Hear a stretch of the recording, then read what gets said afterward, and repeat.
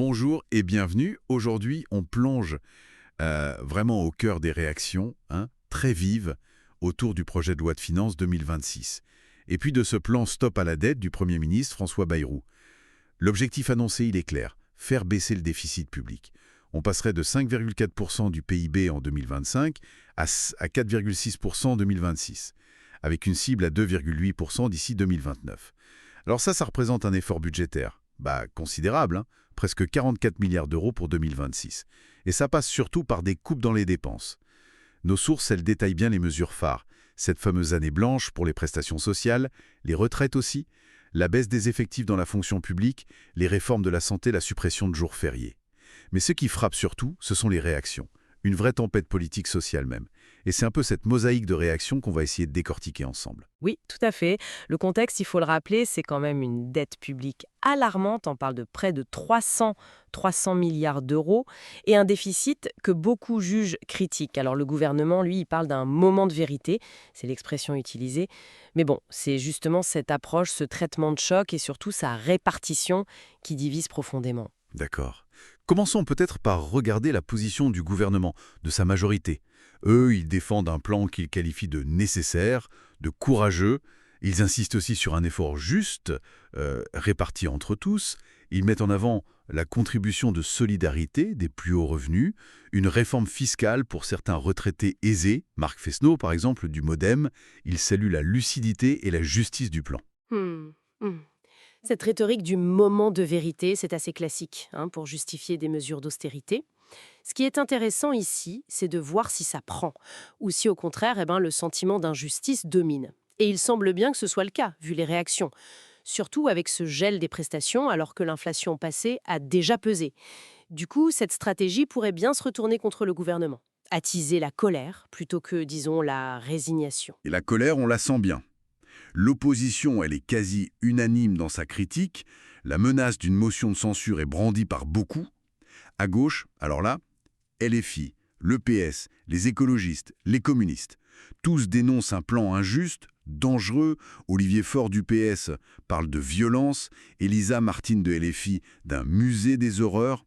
Les critiques, elles pleuvent sur l'année blanche, bien sûr, mais aussi sur les coupes dans l'éducation. On parle de l'équivalent de 7000 postes qui seraient menacés. Les aides au logement, on critique aussi le manque de taxation des plus riches, des ultra-riches, et puis ce symbole terrible, comme ils disent, de la suppression du 8 mai. Oui, au-delà des chiffres, ce qui ressort là, c'est vraiment un sentiment de rupture. Une rupture du contrat social. Le gel des prestations, ça touche le quotidien très directement. Et la suppression d'un jour férié, qui est lié à l'histoire, à la mémoire collective, ça touche une autre corde, très sensible aussi. Et les écologistes, ils ajoutent une autre dimension, l'incohérence, selon eux, face à l'urgence climatique. Ils opposent ces coupes budgétaires aux dépenses militaires, par exemple. Un deux poids, deux mesures, dénonce-t-il. D'accord. Et si on regarde à droite chez les Républicains, LR, là, la position est un peu plus complexe, non? Ils semblent partager le diagnostic sur la dette. D'ailleurs, l'idée d'une année blanche, apparemment, elle avait déjà été évoquée par certains sénateurs LR, mais ils expriment quand même des réserves sur la mise en œuvre, sur la répartition de l'effort. C'est ça, c'est exactement ça. Il y a un accord sur la nécessité d'agir sur la dette, mais une vigilance, voire une méfiance sur les modalités concrètes et sur l'équilibre global du plan. Et puis, il y a l'extrême droite, le Rassemblement national.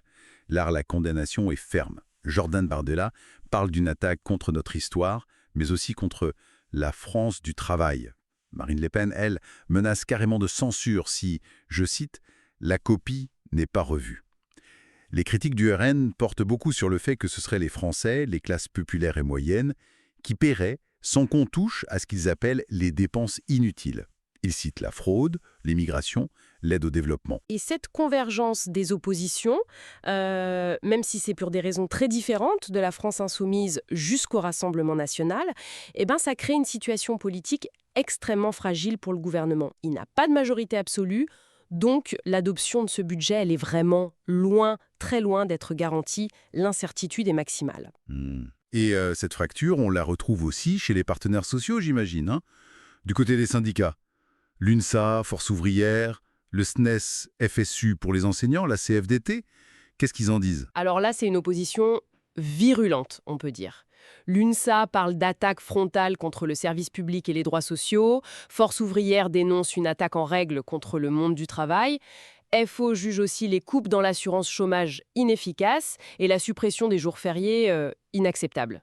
Le SNES-FSU, lui, craint des effets délétères sur l'école et menace déjà d'une rentrée offensive. Et la CFDT, elle s'inquiète globalement de ces coups de rabot un peu partout.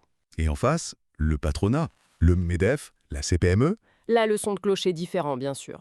C'est en soutien, mais prudent. Le MEDEF exprime une appréciation assez satisfaite dans l'ensemble. Ils sont plutôt favorables à la baisse des dépenses publiques. Ils espèrent aussi, en contrepartie d'une baisse des subventions, des mesures de simplification administrative. La CPME, elle, salue les premières annonces, mais reste vigilante sur la suite. D'accord. Donc on voit bien la fracture, hein. D'un côté, les syndicats qui alertent sur l'impact social, les droits des travailleurs. Exactement. Et de l'autre, le patronat qui met l'accent sur la compétitivité, la simplification.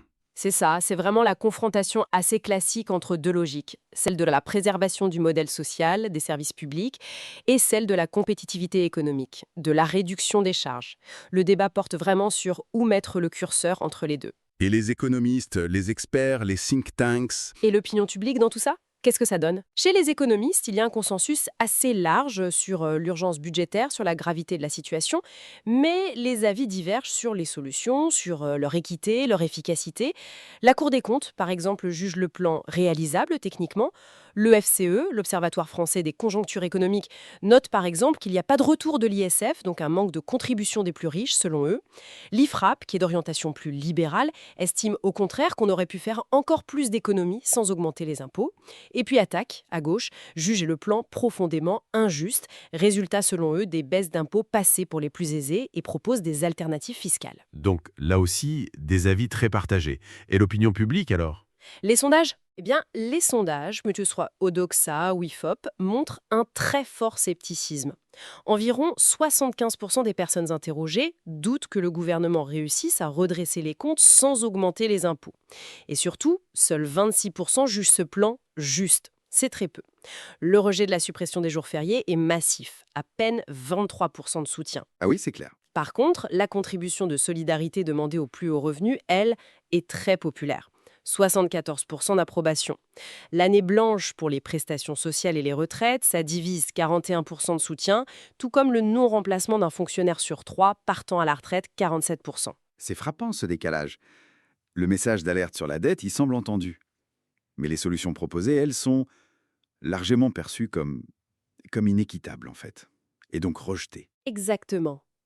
Et ce contraste entre le soutien populaire à taxer davantage les plus riches et l'accent mis par le plan sur des coupes de dépenses qui touchent potentiellement beaucoup plus de monde, eh bien ça pose une vraie question de légitimité politique pour ces mesures. Bon, pour essayer de résumer un peu tout ça, ce PLF 2026, il met vraiment en lumière une tension très profonde, hein, entre une nécessité qui semble reconnue par beaucoup de redresser les finances publiques et d'un autre côté, un rejet assez massif des moyens qui sont proposés.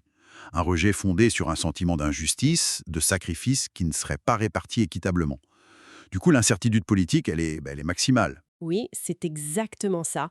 Au-delà de la bataille des chiffres, du déficit, c'est vraiment la question de la cohésion sociale qui est posée face à cette rigueur budgétaire. Ce débat révèle des visions très antagonistes du modèle social français, de ce qu'on veut préserver, de qui doit faire l'effort. Alors, une dernière réflexion peut-être pour conclure.